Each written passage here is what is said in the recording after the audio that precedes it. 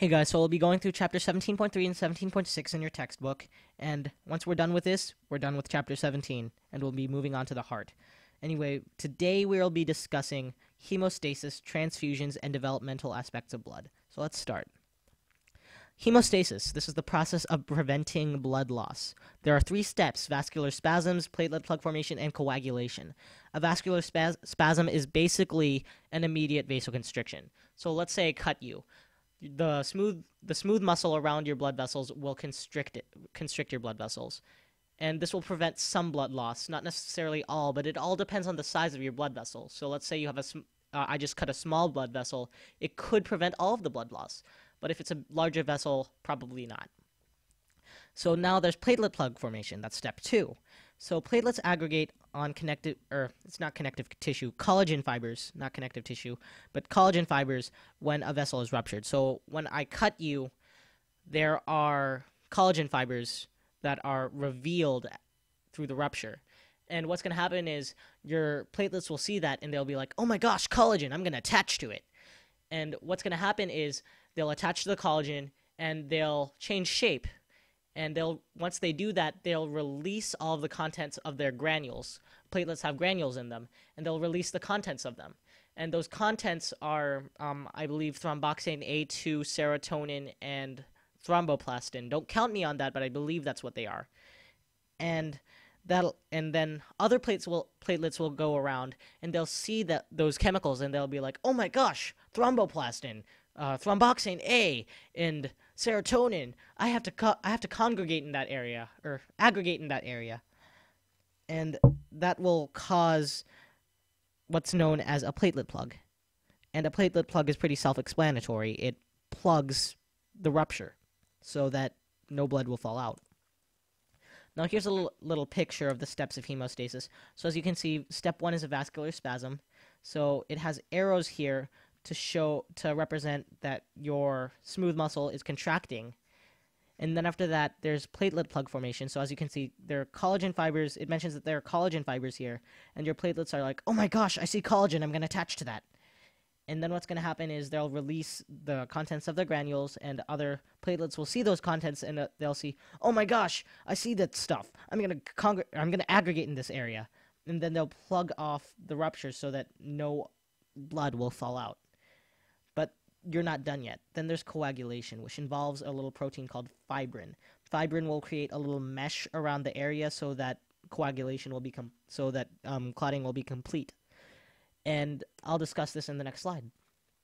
So coagulation involves something called the coagulation cascade. It's a bunch of chemical reactions which lead to a stabilized fibrin clot. There are 3 pathways of your coagulation cascade: the intrinsic or contact pathway, the extrinsic or the tissue factor pathway, and the common pathway. The former 2 pathways will lead to the common pathway, and the common pathway will eventually lead to a stabilized fibrin clot, as I said before.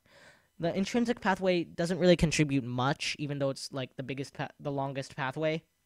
But the intrinsic pathway is more important for inflammation. So here's a little picture of the pathways. So right here we have the extrinsic pathway. So surface contact occurs, and then factor 12 will immediately respond to that and turn into factor 12A. A basically just means it's activated, and then that will react with factor 11, which will turn it into factor 11A, and that will react with factor 9, which will make it turn into factor 9A, and factor 9A will react with factor 8, a platelet phospholipid, and the third ionization form of calcium. And it'll also react with factor 10 to turn it into 10A, and from 10A it goes to the common pathway. And these factors are basically chemicals or enzymes or something of the sort, or some protein. And let's go to the extrinsic pathway now. So first there'll be tissue damage. So tissue factor 7 will activate and turn into tissue factor 7A, and this will react with factor 10 to turn into factor 10A, and 10A will react with prothrombin factor 5, platelet phospholipid, and the third ionization form of calcium to turn into thrombin. And then this will react with fibrinogen and factor 8. And when it reacts with fibrinogen, it'll turn into fibrin. And when it reacts with factor 8, it'll turn into factor 8A. And fibrin will react with factor 8A to turn into a stable fibrin clot. And I didn't mention this in my PowerPoint, but I want to mention this now. I want to talk about clot retraction and what's it called? Fibrolysis. So clot and make sure you write this down, guys. So clot retraction or coagulation retraction is basically how your clot goes away once once your vessel is healed. So let's say your vessel is healed. Is healing.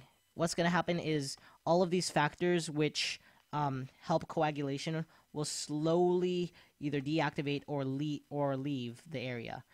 And once it's healed, fibrolysis occurs, and that involves a little protein called plasmin. Plasmin cleaves fibrin off of the area, and I believe fibrin is soluble, so it'll just eventually dissolve in the bloodstream. So, and plasmin will just cleave all of the fibrin off, and that'll turn it into and that'll take away your clot, basically. I could talk about the other things that regulate this stuff, but I don't want to, so I'll just send a link, or I'll just put a little link below with an article or something talking about them. Anyway, moving on. So let's talk about transfusions now. So you can either transfuse whole blood, which is self-explanatory, the actual blood itself, or the constituents of blood themselves. So you can donate plasma itself, or platelets themselves, or red blood cells themselves.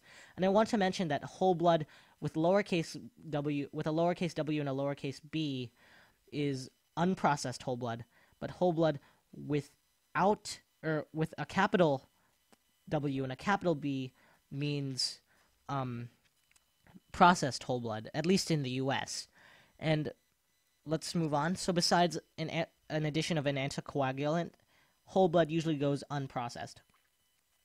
So if you need a blood constituent itself, let's say you're in need of a transfusion, but you only need like more red blood cells or something, then you have three options that you can do to separate the blood out. You can put it in a centrifuge and make it do a hard spin, or let your centrifuge spin with high intensity, and it'll separate your blood into plasma and red blood cells. But if you do a soft spin or low intensity spin, your centrifuge will just separate them into your buffy coat, which is your platelets and your white blood cells, your red blood cells, your erythrocytes, or your plasma. And then there's sedimentation, which involves the law of, I forget what law it is, but you know how low mass goes on the top of the tube and high mass goes towards the bottom. You just let it sit out and separate itself, and that's what sedimentation is. Developmental aspects of blood. So let's talk about those. So blood is a connective tissue, and like all connective tissue, its cells develop from mesenchyme. So when you're a fetus, your blood forms in little areas called blood islands, and those are in your spleen and liver. I don't know why it says in liver in this PowerPoint, but it's supposed to be in your spleen and liver. And after 7 months, or whenever your bone marrow, your red bone marrow specifically, is formed, your bones take the majority of blood cell formation. So when you're a child, all of your bones have red bone marrow, and red bone marrow is where your hematopoiesis, or blood cell formation, occurs. Now, later on in life, what's going to happen is the red bone marrow in your long bone specifically, so your femur, your humerus, that will turn into yellow bone marrow, which is basically like a bunch of adipose tissue. And yellow bone marrow cannot go through hematopoiesis. So what's going to happen is only your flat bones and your irregular bones and all of that can form blood. Now, if you are in dire need of blood, then what can happen is that your yellow bone marrow can automatically turn into red bone marrow and create blood cells. And also your spleen and liver can also start creating blood as well if you are in dire need of blood cells. Anyway, we're almost done. So just to summarize everything, hemostasis is the process of preventing blood loss through vascular constriction, platelet plug formation, and coagulation. Now, blood transfusions can either involve whole blood or blood constituents, and as an embryo, blood forms in blood islands. And after 7 months, or whenever your bone marrow develops, your bones can take the majority of blood cell formation. And we're done, so thank you for watching. Next episode, we're going to talk about your heart. So thanks and bye.